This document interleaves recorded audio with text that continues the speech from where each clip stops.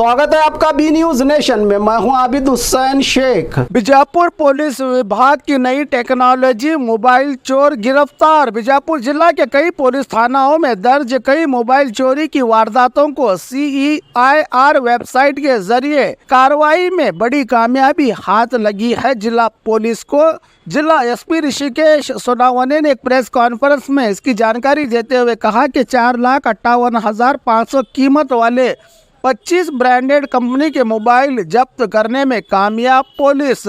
और ऑनलाइन धोखा खाने के मामलों में अब तक 60 करोड़ से ज़्यादा लोगों ने रुपया अपना खोया है धोखे में, जिसमें 1,80,00,000 से ज़्यादा रुपया रिकवर किया गया है। तो आगे भी इसकी कार्रवाई जारी है CEN पुलिस की ओर से। वहीं पिछले दिनों जेल से एक वीडियो वायरल होने के चलते जेल में मारपीट के वीडियो के बाद आदर्श नगर में मामला दर्ज करके जांच कर रही है पुलिस। ऐसे कई मामलों की जानकारी दी जिला SP ऋषिकेश सोनावने ने।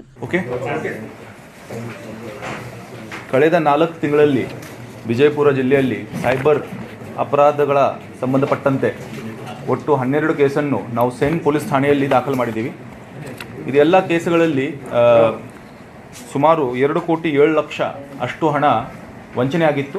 ಆ ಹಣ 2 ಕೋಟಿ ಪೈಕಿ ನಾವು ಒಟ್ಟು 1,89,00,000 ಅಷ್ಟು ಹಣವನ್ನು ಸಾರ್ವಜನಿಕರಿಗೆ ನಾವು ನೊಂದವರಿಗೆ ವಾಪಸ್ ಕೊಡೋದರಲ್ಲಿ ನಾವು ಯಶಸ್ವಿಯಾಗಿದ್ದೀವಿ. ಇದರಲ್ಲಿ ಪ್ರಮುಖವಾದ ಕೇಸಸ್ ಹೇಳಬೇಕಾದ್ರೆ ಒನ್ ನೇಷನ್ ಒನ್ ಕಾರ್ಡ್ ಅಂತ ಒಂದು ಕೇಸ್ ಆಗಿರುತ್ತದೆ. ಅದರಲ್ಲಿ ಕೆಲವು ಅಭ್ಯರ್ಥಿಗಳಿಗೆ ನಾವು ಆನ್ಲೈನ್ ಟ್ರೈನಿಂಗ್ ಕೊಡ್ತೀವಿ, ಒಂದು ಸರ್ಟಿಫಿಕೇಟ್ ಕೊಡ್ತೀವಿ ಅಂತ ಹೇಳಿ ಸುಮಾರು 6,000 ಅಭ್ಯರ್ಥಿಗಳಿಂದ ಹಣ ಪಡೆದು ಅದು ವಂಚನೆ ಆಗಿರುತ್ತದೆ. ಈ ಕೇಸನ್ನು ಭೇದಿಸಿ ಡಿಟೆಕ್ಟ್ ಮಾಡಿ ಅದರಲ್ಲಿ ಒಟ್ಟು 95,75,548 ರೂಪಾಯಿ ಅಷ್ಟು ವಂಚನೆ ಆಗಿರುತ್ತದೆ. ಅದರಲ್ಲಿ 70 ಲಕ್ಷ ರೂಪಾಯಿಗಳನ್ನು ಈಗಾಗಲೇ ನಾವು ಬ್ಯಾಂಕ್ ಖಾತೆ ಫ್ರೀಸ್ ಎಲ್ಲ ಮಾಡಿಸಿ ಅದು ಮರಳಿ ಅಭ್ಯರ್ಥಿಗಳಲ್ಲಿ ಕೊಡಿಸೋದ್ರಲ್ಲಿ ಯಶಸ್ವಿಯಾಗಿದ್ದೀವಿ. ಮತ್ತು ಇದೇ ರೀತಿ ಈ ಸ್ಟೋರ್ ಕಂಪನಿ ಅಂತ ಕಂಪನಿಯನ್ನು ಫ್ರ್ಯಾಂಚೈಸಿ ಕೊಡ್ತೀವಿ ಅಂತ ಹೇಳಿಬಿಟ್ಟು ಆಲ್ಮೇಲ್ ತಾಲೂಕಿನ ಒಬ್ಬ ವ್ಯಾಪಾರಸ್ಥರಿಂದ 29,40,000 ರೂಪಾಯಿಗಳನ್ನು ವಂಚನೆ ಮಾಡಿರ್ತಾರೆ. ಅದರಲ್ಲಿ ಸಹ ಈ ಆರೋಪಿಗಳನ್ನು ಡೆಲ್ಲಿಯಲ್ಲಿ ಹೋಗಿ ಅಲ್ಲಿಂದ ನಾವು ದಸ್ತಗಿರಿ ಮಾಡಿ ಮತ್ತು ಮುಂದಿನ ಪ್ರಕ್ರಿಯೆ ನಡೆಸಿ ಒಟ್ಟು 29,40,000 ಟೋಟಲ್ ಅಮೌಂಟನ್ನು ನಾವು ನೊಂದವರಿಗೆ ವಾಪಸ್ ಕೊಟ್ಟಿದ್ದೀವಿ. ಇದೇ ರೀತಿ ಇನ್ನೊಂದು ಕೇಸಲ್ಲಿ ಇಂಡಿಯಲ್ಲಿ ನಮ್ಮ ಜಮೀನಿಯಲ್ಲಿ ಹೈಟೆಕ್ ವರ್ಟಿಕಲ್ ಫಾರ್ಮಿಂಗ್ ಪಾಲಿಹೌಸ್ ಮಾಡಿಕೊಡ್ತೀವಿ ಅಂತ ಹೇಳಿ ಸುಮಾರು ಒಬ್ಬ ರೈತರಿಗೆ 2,20,00,000 ಅಷ್ಟು ವಂಚನೆ ಆಗಿರುತ್ತದೆ. ಈ ಕೇಸಲ್ಲಿ ಆರೋಪಿಗಳನ್ನು ನಾವು ಪತ್ತೆ ಮಾಡಿದ್ದೀವಿ. ಇವರ ಮೇಲೆ ಬೇರೆ ಬೇರೆ ಕೇಸಸ್ ಆಗಿವೆ. ಮಹಾರಾಷ್ಟ್ರ ರಾಜ್ಯದಿಂದ, ಮುಂಬೈದಿಂದ ಇವರಿಗೆ ಕರ್ಕೊಂಡು ಬಂದು 4 ಜನರಿಗೆ ಕರ್ಕೊಂಡು ಬಂದು ಈ ಕೇಸಲ್ಲಿ ಸಹ ಒಟ್ಟು ಟೋಟಲ್ ಅಮೌಂಟನ್ನು ಒಟ್ಟು ಇಲ್ಲಿವರೆಗೆ 52 ಲ್ಯಾಕನ್ನು ನಾವು ಸೀಸ್ ಮಾಡಿದ್ದೀವಿ ಮತ್ತು ಮುಂದಿನ ತನಿಖೆ ಈಗ ನಡೆಸಲಾಗ್ತಾ ಇದೆ. ಸೊ ಇದೇ ರೀತಿ ಕೆಲವು ಕೇಸಸಲ್ಲಿ FIR ದಾಖಲಾಗಿಲ್ಲ. ಆದರೆ ಸೈಬರ್ ವಂಚನೆ ಆದವರು ಕೂಡಲೇ 1930 ಈ ಹೆಲ್ಪ್ಲೈನ್ ಇದೆ, ಆ ಹೆಲ್ಪ್ಲೈನ್ಗೆ ಕರೆ ಮಾಡಿದ್ದಲ್ಲಿ ತಮ್ಮ ಡೀಟೇಲನ್ನು ಕೊಟ್ಟಿದ್ದಲ್ಲಿ ಅದರಲ್ಲಿ ಇಮಿಡಿಯೇಟ್ ಟ್ರಾನ್ಸಾಕ್ಷನನ್ನು ಫ್ರೀಸ್ ಮಾಡುವಂಥ ಕೆಲಸ ಅಲ್ಲಿ ಆಗುತ್ತೆ. ಆ 1930ಗೆ ಕರೆ ಮಾಡಿದ ನಂತರ ಸಂಬಂಧಪಟ್ಟ ಕೇಸಸ್ ನಮ್ಮ ಸೇನ್ ಪೊಲೀಸ್ ಠಾಣೆಗೆ ಸಹ ರೆಫರ್ ಆಗ್ತವೆ. ಅಂತ ಒಟ್ಟು 23 ಜನರಿಗೆ ನಾವು 28,81,000 ಅಷ್ಟು ಹಣವನ್ನು ಬ್ಯಾಂಕ್ ಮೂಲಕ ಖಾತೆಗಳನ್ನು ಫ್ರೀಸ್ ಮಾಡಿ ವಾಪಸ್ ಕೊಡೋದರಲ್ಲಿ ಯಶಸ್ವಿಯಾಗಿದ್ದೀವಿ. ಸೊ ಸೇನ್ ಠಾಣೆಯಲ್ಲಿ ಸಾಕಷ್ಟು ಕೆಲಸ ಕಳೆದ 4 ತಿಂಗಳಲ್ಲಿ ನಡೆದಿದೆ. ಇದರಲ್ಲಿ ವಂಚನೆ ಆದ ತಕ್ಷಣ ಸಾರ್ವಜನಿಕರಿಗೆ ಮತ್ತೊಮ್ಮೆ ನಾನು ಕೋರಿಕೊಳ್ಳುತ್ತೇನೆ, ನೀವು 1930ಗೆ ಕರೆ ಮಾಡಿ ವಂಚನೆ ಆಗಿದೆ ಗೊತ್ತಾದ ತಕ್ಷಣ 1930ಗೆ ಕರೆ ಮಾಡಿದ್ದಲ್ಲಿ ಮುಂದಿನ ಕೆಲವು ಬ್ಯಾಂಕ್ ಅಕೌಂಟ್ ಡೀಟೇಲ್ಸ್ ಏನು ನಿಮಗೆ ಕೇಳ್ತಾರೆ ಅದೆಲ್ಲ ಕೊಟ್ಟಿದ್ದಲ್ಲಿ ನಿಮ್ಮ ಹಣ ವಾಪಸ್ ಪಡೆಯೋದ್ರಲ್ಲಿ ಅದು ಸುಲಭ ಆಗುತ್ತೆ.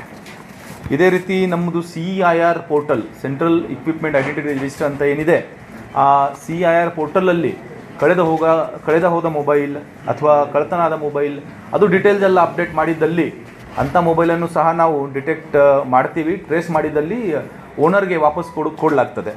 ಕಳೆದ 1 ತಿಂಗಳಲ್ಲಿ ಸುಮಾರು 25 ಮೊಬೈಲುಗಳನ್ನು ಅಂದಾಜು ಕಿಮ್ಮತ್ತು 4,58,000 ಅಷ್ಟು ಬೆಲೆ ಬಾಳುವ ಮೊಬೈಲುಗಳನ್ನು 25 ಮೊಬೈಲ್ಗಳನ್ನು ಕಳೆದ 1 ತಿಂಗಳಲ್ಲಿ ನಾವು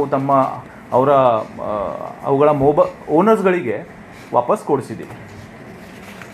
ಸೊ CEIR ಪೋರ್ಟಲ್ ಅಂತ ಒಂದು ಇದೆ.